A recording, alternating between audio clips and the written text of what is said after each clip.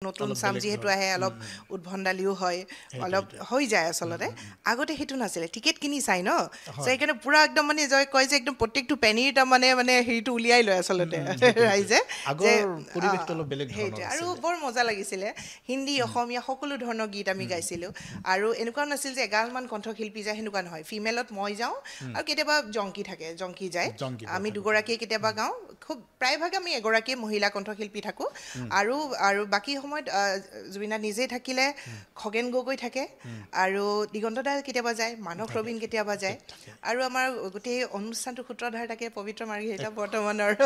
কেন্দ্ৰীয় মন্ত্ৰী হয় হয় এক সুন্দৰ পৰিৱেশ হয় হয় আৰু ববিতা শৰ্মা তেতিয়া আপোনাৰ সাংগীতিক যাত্ৰা কেনেকৈ আৰম্ভ হৈছিলে প্ৰতিগৰাকী কণ্ঠশিল্পীৰ সাংগীতিক যাত্ৰাৰ বিষয়ে জানিবৰ কাৰণে দৰ্শকৰে ইচ্ছুক হয় কেনেকৈ আৰম্ভ হৈছিল সাংগীতিক যাত্ৰা আচলতে এনেকুৱা যে মোৰ জন্মৰ পিছৰ পৰাই আচলতে ঘৰৰ পৰাই এইটো মই এটা মানে হেৰি পাইছিলোঁ আচলতে কাৰণ যিহেতু মোৰ মা গানৰ লগত জড়িত আছিল মায়ে খুব ভাল গান গাইছিলে আৰু সেই সূত্ৰেই আচলতে মই এই জগতখনলৈ আহিলোঁ